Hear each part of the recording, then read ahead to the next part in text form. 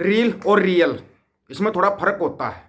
Reel में कुछ दिखाया जाता है और हकीकत में कुछ होता है। और आपको दिखाया कुछ जा रहा है और हो कुछ रहा है। पंजाब के अंदर कुछ दिखा रहे हैं, हो कुछ रहा है। जो कल विधानसभा में होया, विधानसभा के अंदर 2 पॉइंट रखे हैं कांग्रेस वालों ने वॉकआउट के। आप उन दोनों पॉइंटों को थोड़ा ध्यान से सुनो। पहला पॉइंट रखा था कि सबसे पहले जो अपने सीएम भगवंत मान साहब हैं, उन्हें विधानसभा स्पीकर को एक ताला और चाबी देकर कहा कि विधानसभा के दरवाजे बंद कर दें ताकि कांग्रेस सदस्य वॉकआउट ना कर सके। मान लें पंजाब विधानसभा में राज्यपाल के अभिभाषण को बाधित करने के लिए विपक्षी विधायकों की आलोचना और सदन में चर्चा की मांग की थी। ये था, चलो ये तो भाई चर्चा की मांग थी, ये ठीक है, ये तो अच्छी बात है, जायज़ है, करनी चाहिए थी मांग। उनको वॉकआउट नहीं करना चाहिए था। राज्यपाल का भाषण है या राष्ट्रपति का संबोधन है या प्रधानमंत्री का संबोधन है, आप उससे वॉकआउट नहीं कर सकते। एक संवैधानिक पद है, मुख्यमंत्री से भी नहीं कर सकते, आप तो उससे कर रहे हो। नहीं करना चाहिए था, यहाँ पे बात मान ली। दूसरी तरफ ये मुद्दा क्या था, उठाया क्या गया विधानसभा के अंदर, ये छोड़िए। अब ये एक और जो मंदभागी घटना आई है, राम राज्य करते हैं ना, यूपी के अमरोहा के अंदर एक सिख युवक की दस्तार को उतरवा के और गले में जूतों का हार पहनाया गया और उसको घुमाया गया। ना ये राम राज्य है, ना ये हिंदू राज्य है। ये तो पता नहीं कौन सा राज्य बन चुका है, कौन सा राज आ रहा है, कौन सा राज चल रहा है, किसी को कुछ पता ही नहीं। हमारे को कुछ और पिक्चर दिखाई जा रही है, क्योंकि हमारे को दिखाया जा रहा है कि अनंत अंबानी की शादी में ये हो गया, वो हो गया है, ये चल रहा है। ये है वो मंडियों के दलालों की न्यूज एंकरिंग का हो। दूसरी जो बात थी, हाँ, उसके अंदर मुख्यमंत्री भगवंत मान साहब को सोचना चाहिए था। भगवंत मान साहब अगर दोबारा विधानसभा शुरू होती है ना, तो यूपी वाला केस जरूर उठाना और बताना कि ये क्यों होया है। जवाब लो सीएम योगी से, लो जवाब। आप खुद मुख्यमंत्री का जवाब आप ले सकते हो कि आपके राज्य के अंदर ये कैसे होया, एक सिख युवक के साथ दस्तार उतरवा कर ये किया गया। करोगे? मुश्किल है, क्योंकि आपका सुनाएंगे असली बात क्या थी और बातें क्या दिखाई गई हैं लोगों को, वो भी। और एक बड़ा ही, स्किप मत करना आज के वीडियो को, आपको आज है ना एक बड़ी इंटरेस्टिंग बात, वीडियो बोले थे ना कुछ आती पे वीडियो डाल दिया करो। वीडियो जाके देखना आप एक बार, टीम दीपक फौजी यूट्यूब चैनल के ऊपर जो वीडियो डाल रखा है हकीकत में पंजाब है क्या, वो आपको समझ में आ जाएगा। और उसके अंदर स्पेशली नाम आया हुआ है रोहतक का, पंजाब का जिक्र है, रोहतक का नाम स्पेशल है। आप उसमें सुन सकते हो, जाकर देख सकते हो। मुख्यमंत्री साहब का दूसरा जो विवादित बयान बोला है उस वक्त आया जब आदमपुर से कांग्रेस के दलित विधायक, ये लिखने वाले का न्यूज में जो दे रहे हैं वो लिख रहा है, वो बताया है, दलित विधायक सुखविंदर कोटली ने आम आदमी पार्टी सरकार को दलित उप मुख्यमंत्री बनाने का वादा याद दिलाया। वादे याद दिलाने चाहिए सरकारों को, यहाँ पे हम उसकी बात का समर्थन करते हैं, भाई दिलाना चाहिए। जैसे ही सुखविंदर कोटली ने सरकार पर दलित की अनदेखी करने का आरोप लगाया, मुख्यमंत्री ने कहा कि कांग्रेस सदस्य को दौरा पड़ गया, उनको जूता सूंघाओ, जूता सूंघाओ उनको। नहीं, ये बयान देने लायक नहीं था।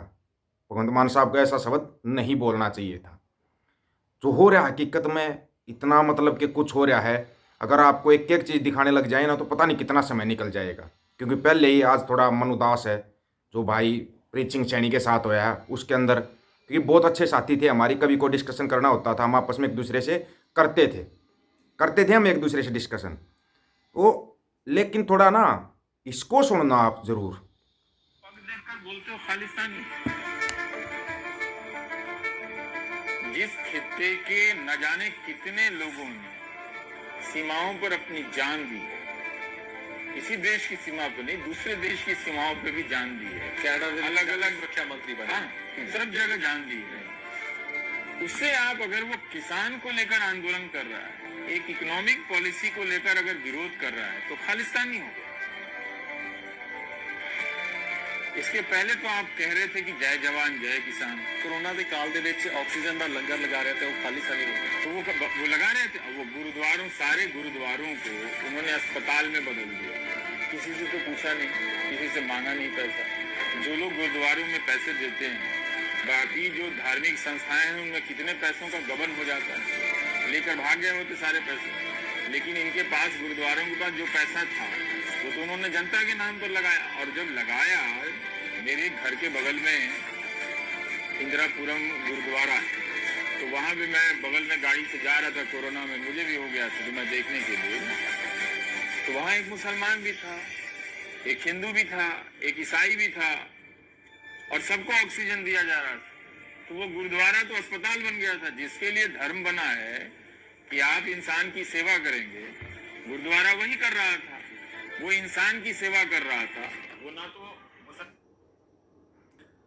ये तो आपने सुन लिया। अब सुना भगवंत मान साहब का वो बयान, जो कि अभी तक बताया नहीं। हकीकत में कोई भी अगर एक संवैधानिक पद होता ना, वहाँ पे इंसान पढ़ा लिखा होना चाहिए, पढ़ा लिखा इंसान होना चाहिए। नहीं तो है ना, फिर हालत ये हो जाती है कि जिस टाइप का आप इंसान चुनोगे वो उसी टाइप की बहस करनी शुरू कर देता है।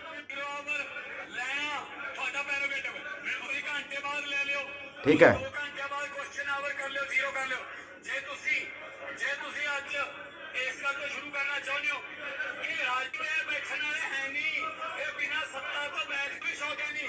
मैं 17.5 साल का मशहूर हो गया सी, मैनू किसी टीवी ते आने का शौक है नहीं। ਤੁਹਾਡੇ बेटे ਨੂੰ शौक है कि मैनू फिल्मां ਦਾ हीरो बना दो, नहीं बना सकते तुसी। जे पैसे की खेड हुंदी ना कला, तुसी मैनू कहना मैं 150 रुपया लैंदा सी मोहम्मद सदीक तो, मैं लैंदा सी, मैं कला करके मशहूर होया। ਤੁਹਾਡਾ बेटा किन्ने सालों तो कही जांदा है पापा मेरे वास्ते फिल्म बना दो, मैनू कोई प्रोड्यूसर हीरो नहीं लैंदा। एक ये पैसे की खेड नहीं हुंदी, ये पैसे की खेड नहीं हुंदी कला। ये ਜਿਹੜੀ आदत है ना कला, ये बहुत ਵੱਡੀ ਗੱਲ है।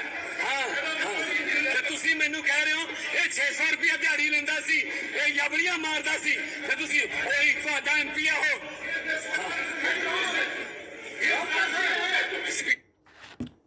आप विधानसभा में हो भगवंत मान साहब, वहाँ तो अगर ऐसा कोई जिक्र भी करता है ना, उसको तुम चुपचाप बैठ जा, बाहर चल के बात करेंगे। बाहर जाके भी आप बात कर सकते थे। अच्छी बात आप कह रहे हो कि मेरे को टीवी पे आने का कोई शौक नहीं है, क्योंकि आप बहुत पहले मशहूर हो चुके थे, बहुत अच्छे कॉमेडियन थे आप, बहुत अच्छे कॉमेडियन। लेकिन अभी आप है ना बात पंजाब की करो, पंजाब के मुख्यमंत्री हो आप, पंजाब के हकों की बात करो आप। जो हो रहा है ना, आप कह रहे हो कि मैं किसानों की मीटिंग करवा रहा था, किसान फिर दिल्ली जाओ, दिल्ली जाके ये करो। खुद पंजाब के अंदर क्या हो रहा है भगवंत मान साहब? क्या जो प्रीत सिंह सैनी भाई के साथ हुआ उसकी आप जांच कराएंगे, निष्पक्ष जांच कराएंगे उसकी? निष्पक्ष जांच करा सकते हैं आप उसकी, कराओ उसकी निष्पक्ष जांच। बहुत बड़े बड़े बागड़ बिल्ले निकलेंगे उसमें से, बहुत बड़े बड़े। और क्यों? क्योंकि है ना पंजाब के अंदर जो पंजाब का नुकसान किया है, वो आप भी इस बात को बोलते हो, उस बात में हम आपका समर्थन करते हैं, उस बात में आपका पूरा समर्थन है। क्योंकि जो चीज़ें हो रखी है ना, बहुत कुछ गलत होया है, ये आप सबको पता है, बहुत कुछ गलत होया। ठीक है,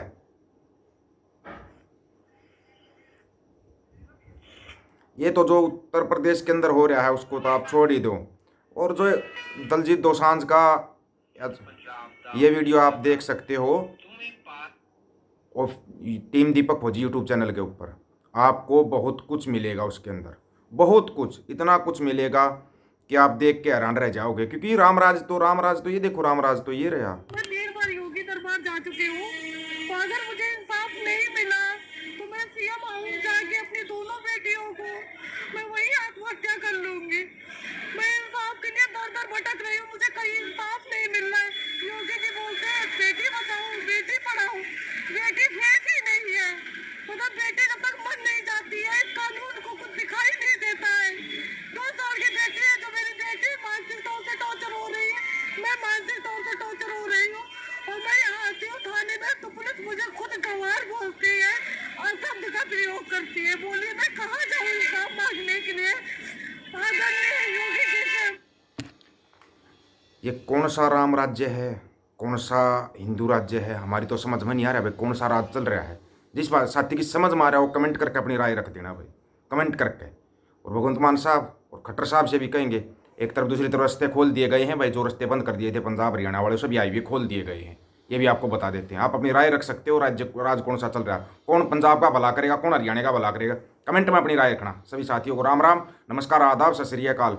वीडियो को ज़्यादा से ज़्यादा शेयर, चैनल को सब्सक्राइब और बेल आइकन को जरूर दबाना दोस्तों। ऑफिशियल दीपक फौजी यूट्यूब चैनल, बात हक और सच की करेंगे, हक सच की बात हम करेंगे। वीडियो को शेयर करने की जिम्मेवारी आप लोगों की। गज के आखो, वाहिगुरु जी का खालसा, वाहिगुरु जी की फतेह।